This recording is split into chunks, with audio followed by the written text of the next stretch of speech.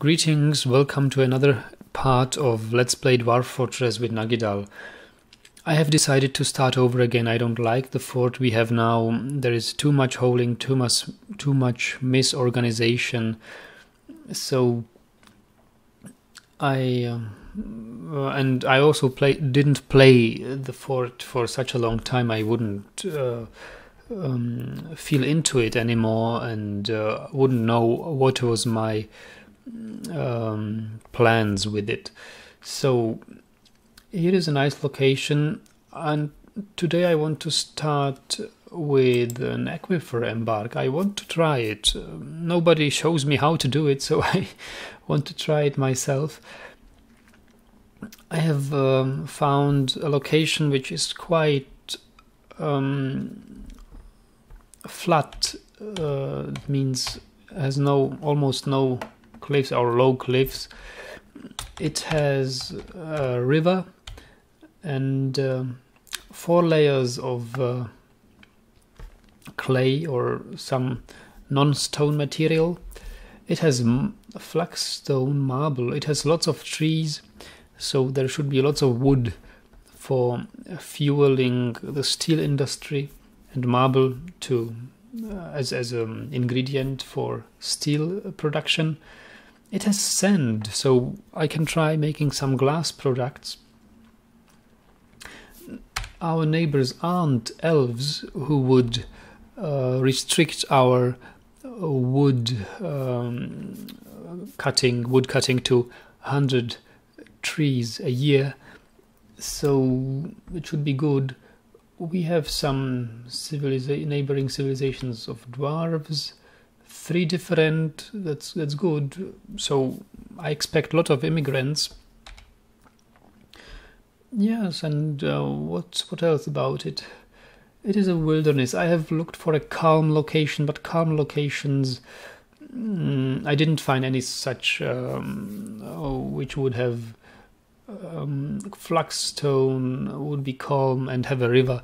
I want to have a river. I want to try some military this time too, and I saw quite a nice tactics with digging channels instead of building fortifications, because with Captain Duck, I think, or somebody did it, that goblins and enemy forces don't like to or cannot somehow pass channels, so they have to go around, and you can channel them or make them go through places where you have your traps just by digging a channel everywhere else. So I want to try that strategy. Yeah, let's see how we will do. I'm curious about our embark. Let me show you how I've prepared the dwarves for this. I have chosen nothing special, just the ordinary one. I have a miner, or 2 miners. This is one of them. Then who is this? This is an appraiser and nothing else. Well, yes, nothing else, just an appraiser. This one is mason, woodcutter, carpenter, another miner, my second miner, and one who is a grower, herbalist, and a brewer, but mostly grower. So there was, of course, I have looked at the dwarves' abilities and preferences, personal preferences. It wasn't always possible to match them with their jobs, but at least one of my miners is slow to tire. I think he's very slow to tire. And my appraiser, of course, is the dwarf with the best possible social skill. Yes, and anything else are just barely some matches, or at least there are no things which contradict each other with the innate abilities and the jobs that dwarves do. So much for this, and let's embark. I am always curious to see what name the game gives me for my fort. So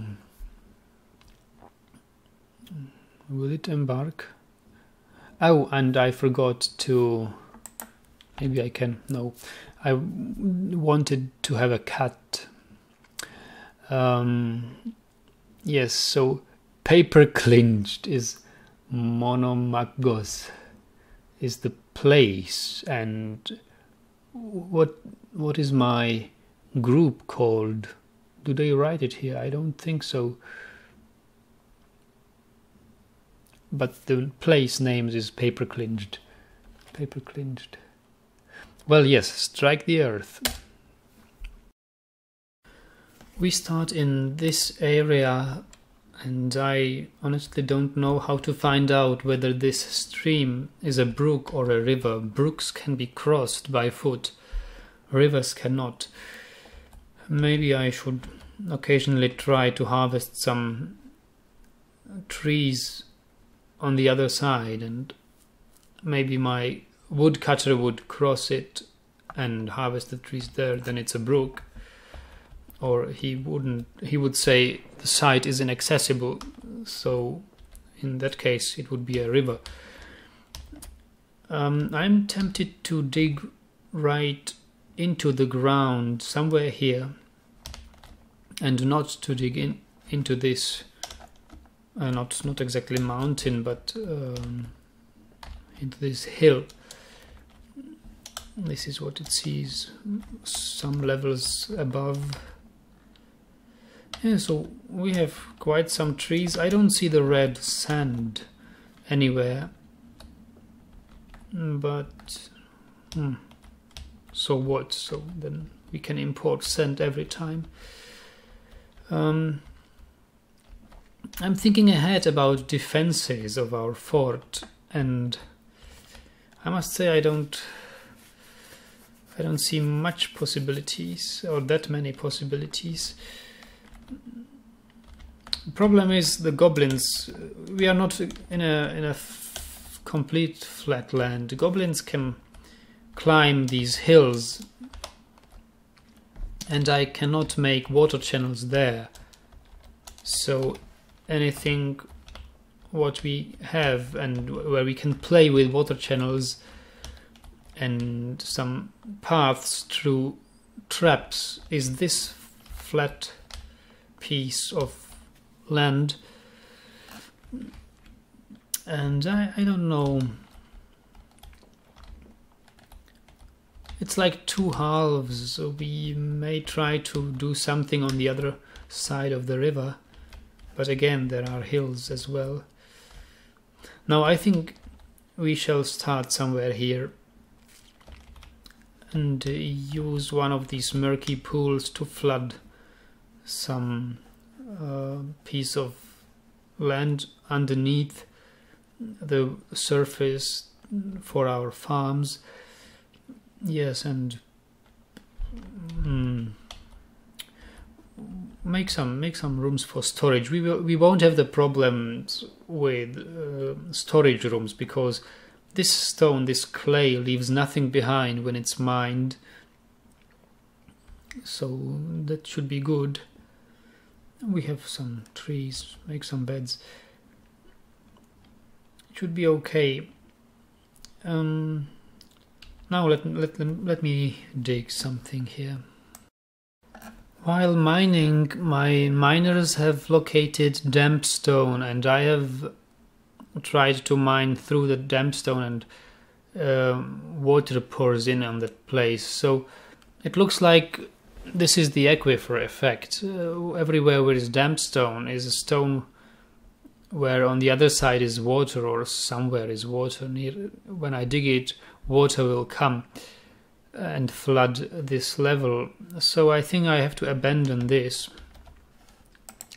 complete mining site. I don't know how deep the water will, or how high the water level will rise, whether it will flood only this one level, or whether it will rise to the second one.